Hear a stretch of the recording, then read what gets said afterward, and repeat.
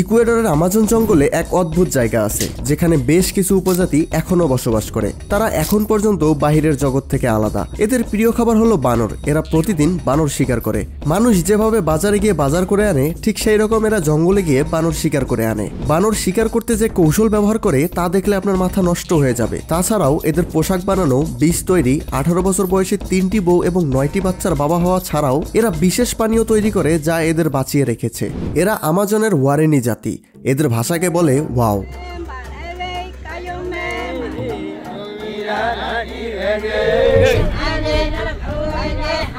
এরা আমাজনের অনেক গভীরে থাকে। এখানে যেতে হলে ইকুয়েডরের রাজধানী কুইটোতে যেতে হবে। এরপর কুইটো শহর থেকে শেল শহরে যেতে হবে। গাড়িতে প্রায় 6 ঘন্টা সময় লাগে। বৈশ্বিক তেল কোম্পানি শেলের নামে এই শহরের নামকরণ করা হয়েছে। ইকুয়েডরের এই এলাকাটি প্রাকৃতিক সম্পদের প্রাচুর্য এবং তেলে পরিপূর্ণ। এই শেল শহর থেকে আমাজনে 2 ভাবে যাওয়া যায়। বাসে গেলে 2 দিন সময় লাগে, কিন্তু প্রাইভেট প্লেন ভাড়া করলে অনেক কম সময়ের মধ্যে পৌঁছানো যায়।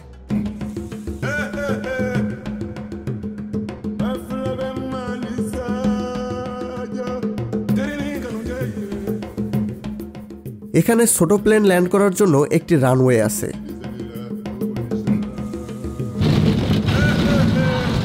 বিশেষ গান গেয়ে এরা অতিথিদের স্বাগত জানায়।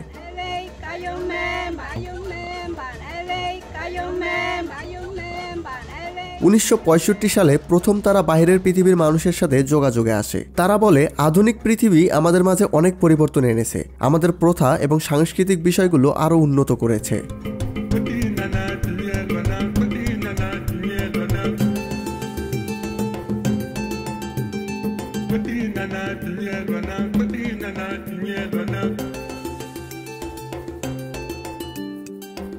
এই সম্প্রদায়ের মাঝে ইনি সবচেয়ে ভালো শিকারী বলে বিবেচিত। এই ফল দিয়ে তারা তাদের চেহারা রং করে।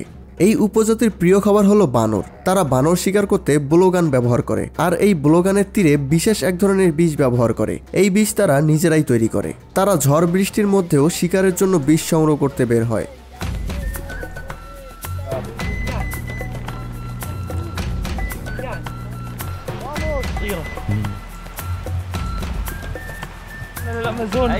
هسه ايش؟ من الشجر. লম্বা গাছ থেকে এই বীজ সংগ্রহ করে এবং গ্রামে নিয়ে গিয়ে প্রস্তুত করে।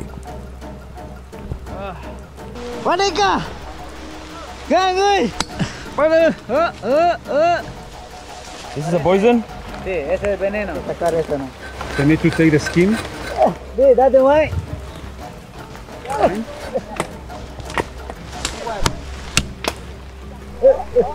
এই বিষের নাম হলো কুরারে। এই গাছের ডাল থেকেই বীজ তৈরি হবে।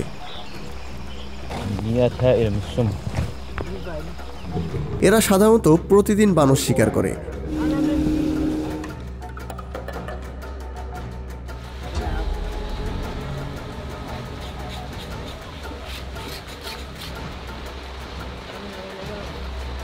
এখন বীজ তৈরি করার পালা। এই ডালের ছাল থেকেই এই বীজ তৈরি হবে। এদের ভাষার নাম ওয়াও। এগুলো গাছের পাতায় মুড়িয়ে ভালো করে বেঁধে নেয়। বাঁধা হয়ে গেলে এগুলো ছেঁকে নেয়, অনেকটা কফি ফিল্টারের মতো। মুখে পানি নিয়ে উপর থেকে ফেলে, আর নিচ দিক দিয়ে যে কালো পানি বের হয় মূলত এটাই বিষ। কিন্তু এখানেই শেষ নয়। এখন পর্যন্ত কাজ ছিল পুরুষের, এবার মহিলাদের কাজ। এই মেয়েটির নাম আতেনকারী। তার বয়স 15 বছর। এই বয়সেই গর্ভবতী হয়েছেন।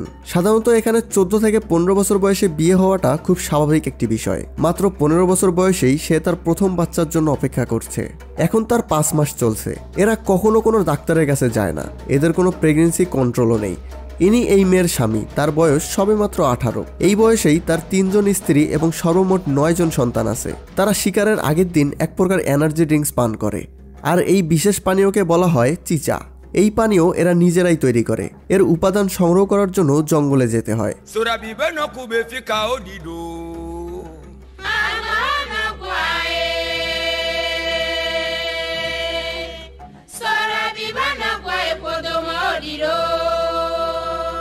তাদের শরীরে তারা যা পরিধান করে তার সুতোগুলো এই তালগাছ থেকেই আসে। এগুলো দিয়ে তারা পোশাক, ব্রেসলেট এবং দোলনাও বানায়।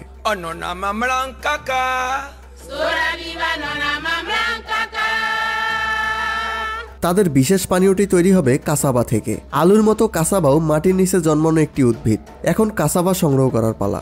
দক্ষিণ আফ্রিকাতে কাসাবা অনেক জনপ্রিয়। এগুলো সাইজে অনেক বড় হয়। এবার এগুলো নিয়ে গিয়ে প্রস্তুত করা হবে। এরা আখ খেতেও খুব ভালোবাসে।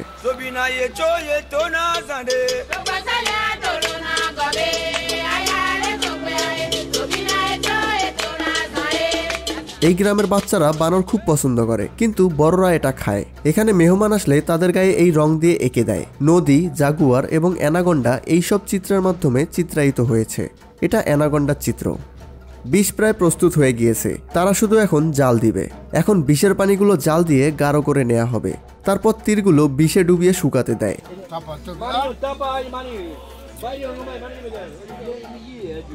আর এই তীরগুলোই শিকারের কাজে ব্যবহার করবে। এখন নারীরা কাসাবা দিয়ে চিচা পানীয় তৈরি করবে, কিন্তু এই পানীয় এমন পদ্ধতিতে তৈরি হয় যা আগে কখনো দেখেননি। কাসাবা সিদ্ধ করে থেতলে নেওয়া হয়। এরপর এগুলো মুখে দিয়ে চাবায় এবং থুতুর মতো বের করে দেয়। এটাই এই চিচা বানানোর নিয়ম। তাদের মতে এমন না করলে এর আসল স্বাদ পাওয়া যায় না, এবং এই চিচা ছাড়া এখানে বেঁচে থাকা মুশকিল। তারা শিকারে যাওয়ার আগের দিন এই পানীয় পান করে।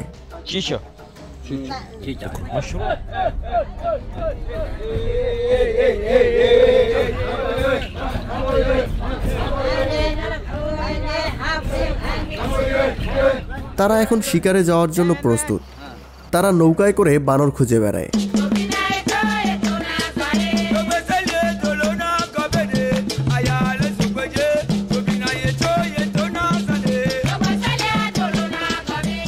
না পেলে নৌকা থেকে নেমে জঙ্গলের ভিতরে খুঁজতে যায়। তারা বানরগুলোকে খুঁজতে থাকে এবং বানরের মতো ডাকতে থাকে।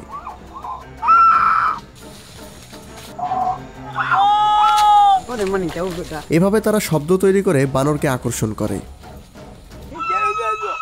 আর যখন বানরগুলো এদের ডাকে সাড়া দেয়, তখন সহজেই বুঝতে পারে বানরগুলো কোথায় আছে। বিশেষ পদ্ধতিতে তাদের ব্লোগানটি পরিষ্কার করে নেয়। ব্লোগান পরিষ্কার না থাকলে বানর শিকার করতে সমস্যা হতে পারে।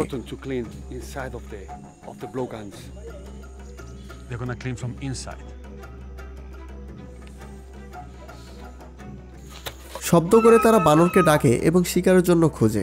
আমাজনের ভিতর দিয়ে হেঁটে যাওয়ার সময় তাদের উপরের দিকে তাকানোর প্রয়োজন হয় না। শব্দ শুনেই বুঝতে পারে। তারা বানরের ডাক শুনতে পেয়েছে আর এই শব্দ অনুসরণ করে এগিয়ে যাচ্ছে।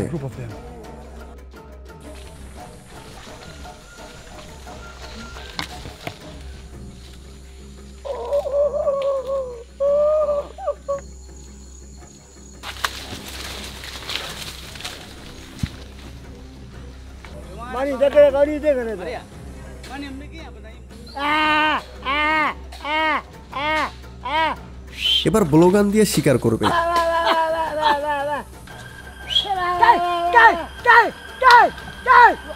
অবশেষে বানরটাকে তীরবিদ্ধ করতে পেরেছে। বানরটির পুরো শরীরে আস্তে আস্তে বিষ ছড়িয়ে পড়বে। তারপর বানরটি নিচে পড়ে যাবে, আর না হলে তারা উপরে উঠে বানরটিকে নামাবে। বানরটি উপরেই আটকে গেছে। এখন একজন গাছে উঠে তাকে নামাবে।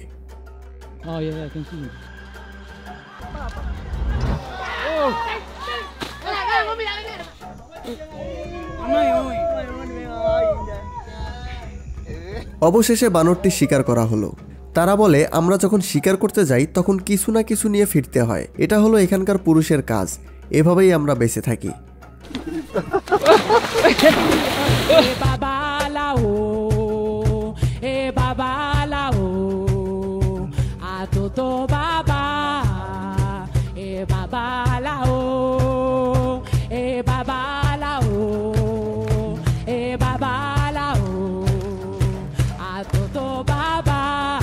এখন বানরটি রান্না করার পালা।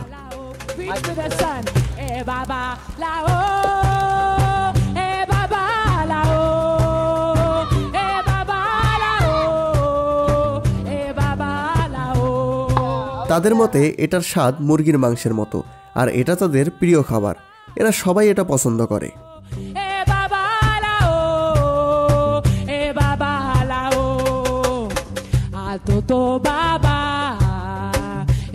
Bye. la la oh.